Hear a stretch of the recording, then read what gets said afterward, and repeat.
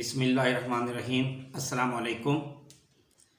آج سے the universe کے نام سے ایک نیا سلسلہ شروع کر رہا ہوں، جس میں ہماری کائنات میں ہونے والے واقعات یا انفارمیشن بہت انٹرسٹنگ وے میں انشاءاللہ آپ کو بتائی جائے گی، that will be based on reality.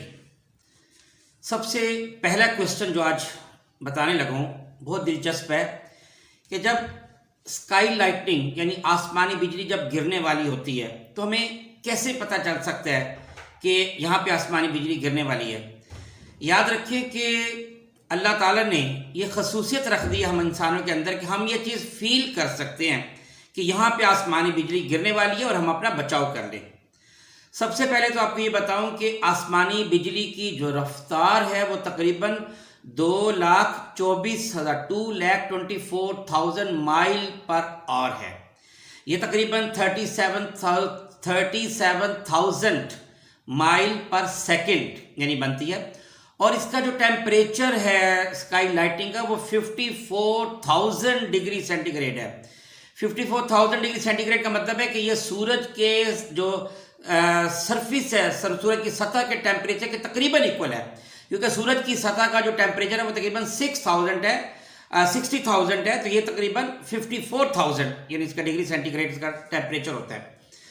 اچھا، اب یہ کہ جب یہ کہیں پہ گرنے والی ہو تو 4 مین نشانیاں ہوتی ہیں جو ظاہر ہو جاتی ہیں۔ نمبر 1، یہ جو ہمارے رونگٹے ہیں جسم کے یہ کھڑے ہو جاتے ہیں، یعنی آپ اگر آسمانی بجلی چمک رہی ہو، بادل آئے ہوں یا بارش کا موسم ہو، سما ہو، اور آپ وہاں پہ کھڑے اچانک آپ کے رونگٹے کھڑے ہو جائے تو سمجھ لیں کہ یہاں پہ جہاں پہ آپ کھڑے یہاں پہ بجلی گرنے والی ہے۔ نمبر 2، اس جگہ پر یہ جو مٹی ہوتی ہے اس کی سمیل پھیل جاتی ہے، گیلی مٹی کی سمیل پھیل جاتی ہے۔ تیسری نشانی، گن پاؤڈر، سلفر، بارود کی سمیل وہاں پہ پھیل جاتی ہے۔ اور چوتھی نشانی یہ کہ اگر وہاں پہ کوئی جانور ہوں تو جانور وہاں سے بھاگنے کی کوشش کرتے ہیں، رسہ توڑوانے کی کوشش کرتے ہیں، تو آپ کو سمجھ جانا چاہیے کہ یہاں پہ آسمانی بجلی گرنے والی ہے۔ اگر آسمانی بجلی کسی انسان پر گرے تو یاد رکھیں وہ اس کا لیفٹ جو شوز ہے وہ پھاڑ کے زمین کے اندر جائے گی۔ تو اگر کسی انسان کا لیفٹ شوز پھٹا ہو اور رنگ بھی کالا ہو گیا تو آپ کو پتا ہو کہ بجلی سے مرا ہے، تو آپ سمجھ جائیں کہ اس کی آسمانی بجلی سے مرا ہے، یہ فوت ہوا ہے۔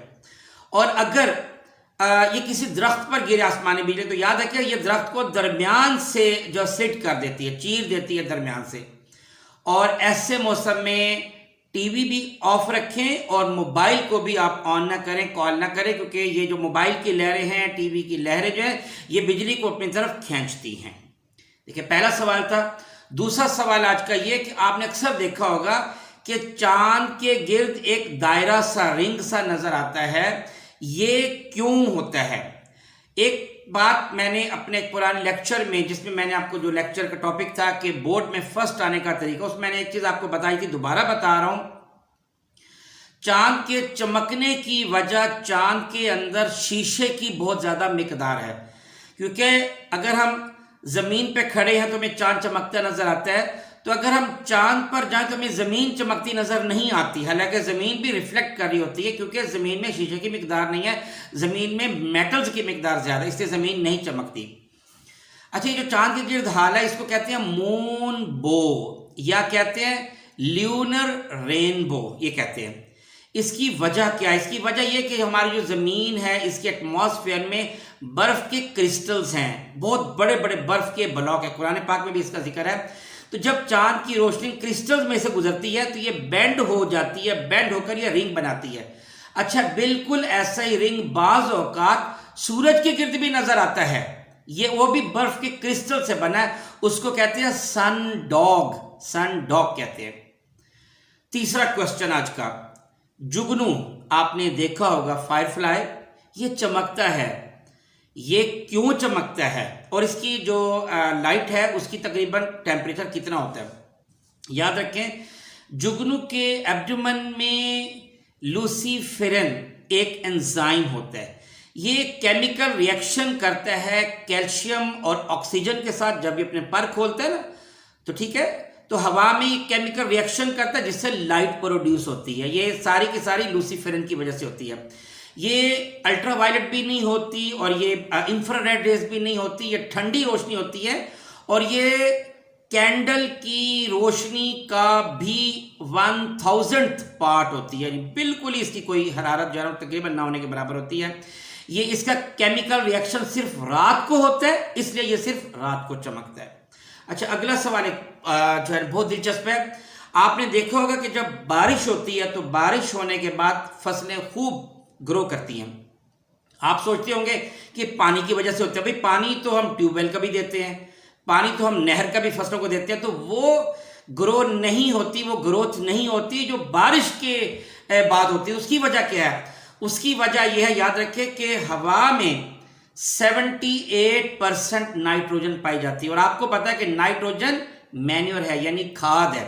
تو جب بارش آتی ہے تو یہ اپنے ساتھ نائٹروجن لاتی ہے جو زمین کے اندر ایبزارب ہو جاتی ہے. نائٹروجن چونکہ مینیور ہے, کھاد ہے, اس لیے اس کی وجہ سے فصلیں بہت تیزی سے اگتی ہیں.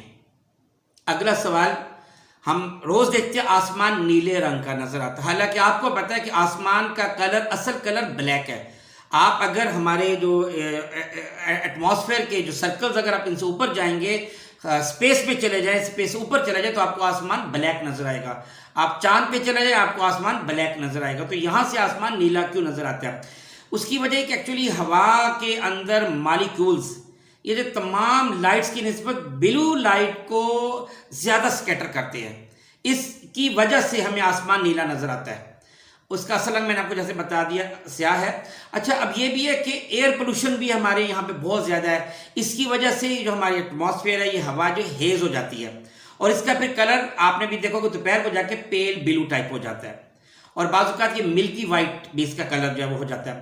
شام کو روشنی کافی حد تک جو ہے نا وہ اسکیٹر آؤٹ ہو چکی ہوتی ہے, اس لیے شام کو اورنج لائٹ نظر آتی ہے, یہ ریڈ کلر کی لائٹ نظر آتی ہے. اور آخری کوشچن ہے آج کا, مکڑی اپنے جالے میں خود کیوں نہیں پھنستی؟ آپ سوچتے ہوں گے کہ اس لیے نہیں پھنستی کہ وہ خود جالا بناتی ہے. تو بھائی اس طرح تو ہم نے راستے میں کوئی چیز رکھی ہوتی ہے اور ہم ہی اسے ٹھوکر کھا جاتے ہیں, یہ وجہ نہیں ہے. ایکچولی یاد رکھیں, مکڑی کا جو جالا ہے اس میں دو راستے ہوتے ہیں, سٹکی اور نان سٹکی. یہ یاد رکھیں, مکڑی نان سٹکی راستے پر قدم رکھ کر چل رہی ہوتی ہے. اگر اس کا پاؤں اتفاق سے سٹکی راستے پر پڑ بھی جائے تو اس کے پاؤں سے ایک لیکوڈ خارج ہوتا ہے جس سے اس کا پاؤں چھوٹ جاتا ہے. اچھا, اب یاد رکھیں کہ مکڑی کے پیٹ کے اندر چھوٹے چھوٹے سوراخ سپنرز ہو جاتے ہیں, یہ جالے کا مواد نکالتے ہیں. جو جالے جو مکڑی بنتی ہے نا, مکڑی کے پاؤں سے وہ مواد نکلتا ہے, سپنرز ہوتے ہیں, وہاں سے نکلتا ہے اور اس سے ہی اپنا جالا بنتی ہے. یہ جو مکڑی کے پاؤں ہوتے ہیں, ان کے اندر پاؤں میں چھوٹے چھوٹے بہت باریک باریک بال ہوتے ہیں. اس کی بال کی وجہ سے اس کے پاؤں پھنستے نہیں ہیں, یہ آرام سے اپنے جالے میں چل رہی ہوتی ہے. اچھا, اب یہ یاد رکھیں کہ جو مکڑی کا جالا ہے زخم کے ٹانکے لگانے میں یہی استعمال ہوتا ہے. یہ لوہے سے بھی کوئی 10 گنا زیادہ, 5 گنا زیادہ مضبوط ہوتا ہے اگر اس کو اسی ویٹ میں لے لیا جائے. اس سے بلٹ پروف جیکٹ بہت کمال کی بن سکتی ہے. مکڑی جو شکار پکڑتی ہے, آپ نے دیکھا کہ مکڑی کے جالے میں مکھی پھنس جاتی ہے یا اور کوئی چھوٹا موٹا کیڑا وغیرہ پھنس جاتا ہے, یہ اس کو شکار کو پہلے لیکویفائی کرتی ہے پھر اس کو کھاتی ہے. اگر کسی گھر میں مکڑیاں بہت زیادہ ہوں تو اس سے بچاؤ کا 2 طریقے ہیں. نمبر 1, آپ اس کمرے میں کافی سارا پودینہ رکھ دیں, پودینے کی بو سے مکڑیاں بھاگ جاتی ہیں. اور نمبر 2, چائے کی پتی کھول کے آپ رکھتے ہیں, چائے کی پتی کی بو سے بھی مکڑیاں بھاگتی ہیں. اور آخری بات بتاتا چلو کہ مکڑی کی جو چلنے کی یا بھاگنے کی جو رفتار ہے وہ تقریباً 1.73 فیٹ پر سیکنڈ ہے, اور مکڑی میں کوئی بلڈ یا وینز نہیں ہوتی. مجھے امید ہے کہ یہ جو سلسلہ ہے یہ میں نے سٹارٹ کیا ہے دی یونیورس کے نام سے. آج کے کویسچن بھی آپ کو بہت اچھے لگ گئے ہوگے. انشاءاللہ آگے بھی بہت دلچسپ کویسچن آئیں گے, اور یہ انشاءاللہ میں کوشش کروں گا کہ کائنات کے اندر ہونے والی جو بھی کوئی تبدیلی ہو رہی ہے یا جو کچھ رونما ہو رہا ہے ان تمام سوالوں کا میں انشاءاللہ اپنے تمام لیکچرز میں جواب دوں گا انشاءاللہ. بہت شکریہ. السلام علیکم ورحمۃ اللہ وبرکاتہ.